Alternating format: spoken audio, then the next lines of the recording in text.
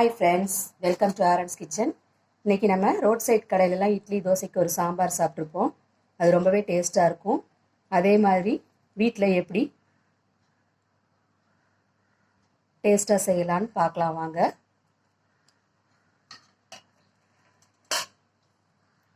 இந்த சாம்பார் எப்படி செய்கிறதுன்னு பார்க்கலாம்.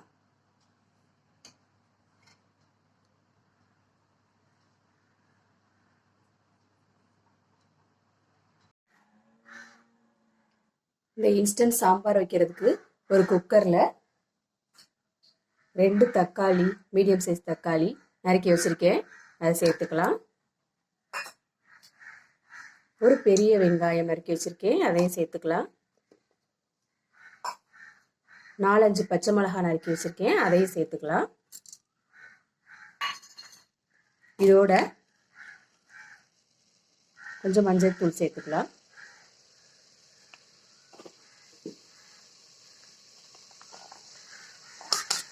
கொஞ்சம் பெருங்காயம் சேர்த்துக்கலாம். சேர்த்துட்டு தண்ணி ஊற்றிக்கலாம்.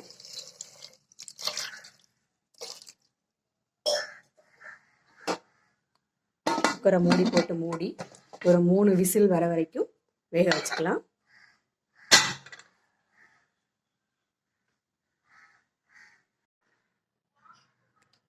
மூணு விசில் வந்துருச்சு, எடுத்துக்கலாம். குக்கரையும் திறந்துடலாம்.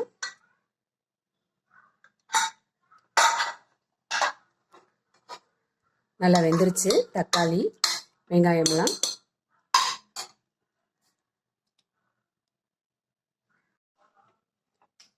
இந்த வேக வச்ச தண்ணியை தனியா இருத்து எடுத்துக்கலாம்.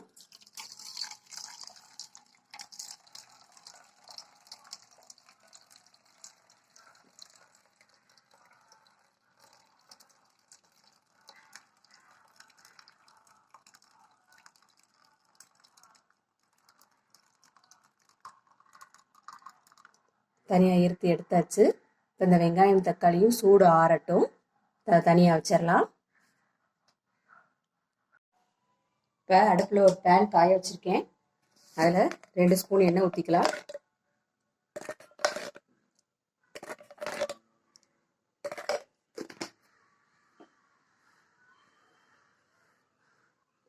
எண்ணெய் காயட்டும்.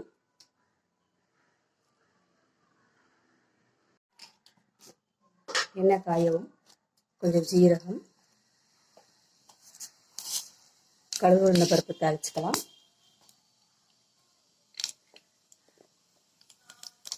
ரெண்டு 3 பூண்டு நறுக்கி வச்சுருக்கேன், சேர்த்துக்கலாம். கொஞ்சம் வெங்காயம், முழு வெங்காயம் தாளிச்சுக்கலாம். கருவேப்பிலை தாளிச்சுக்கலாம். எல்லாத்தையும் நல்லா வதக்கி விட்டுக்கலாம்.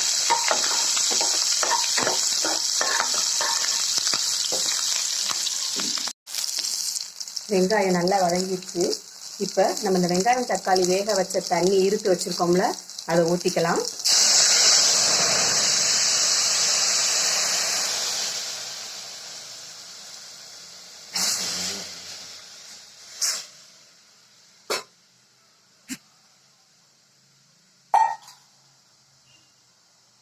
இதோட இன்னும் கொஞ்சம் தண்ணி சேர்த்துக்கலாம்.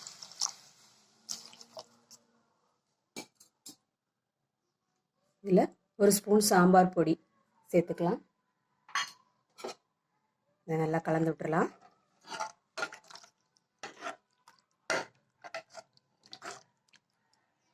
இது நல்லா கொதிக்கட்டும். தக்காளி வெங்காயம் நல்லா ஆறிடுச்சு, அது ஒரு மிக்ஸி ஜாருக்கு மாற்றிக்கிடுவோம்.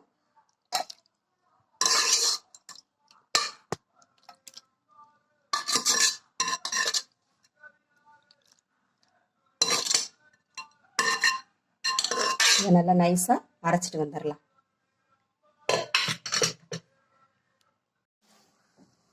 அது நான் இந்த தண்ணி ஊற்றி வச்சுருந்த தண்ணியெல்லாம் நல்லா கொதிச்சிருச்சு. இப்போ இதில் நம்ம மிக்சியில் அரைச்ச அந்த விழுதை இதில் சேர்த்துக்கலாம். நல்லா நைஸாக அரைச்சாச்சு, இதில் சேர்த்துக்கலாம்.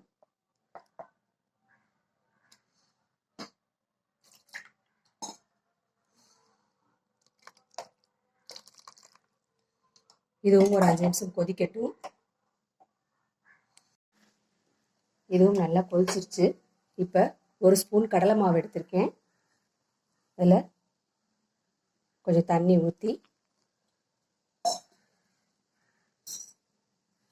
இதை நல்லா கட்டி இல்லாமல் கரைச்சிக்கலாம்.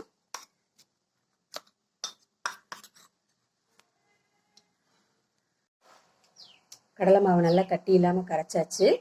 அதை இதில் ஊற்றிக்கலாம்.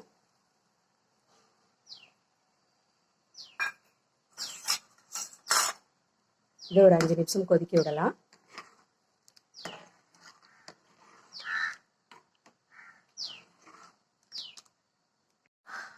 தேவையான அளவு உப்பு போட்டு கலந்து விட்டுக்கலாம். இது ஒரு 5 நிமிஷம் கொதிக்கட்டும். இது நல்லா கொதிச்சிருச்சு. அடுப்பை ஆஃப் பண்ணிவிட்டு மல்லித்தலை தூவிடலாம். அவ்வளோதாங்க, இன்ஸ்டன்ட் சாம்பார் ரெடி ஆயிடுச்சு.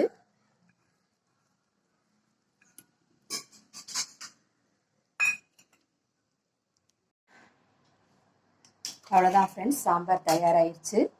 சுட சுட இட்லிக்கு இந்த சாம்பாரை பரிமாறினோம்னா எல்லாரும் விரும்பி சாப்பிடுவாங்க.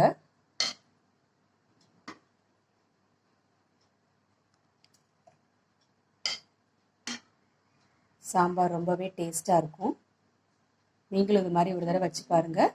வீடியோ பிடிச்சிருந்துச்சுன்னா லைக் பண்ணுங்கள், கமெண்ட் பண்ணுங்கள் அண்ட் சப்ஸ்கிரைப் பண்ணுங்கள்.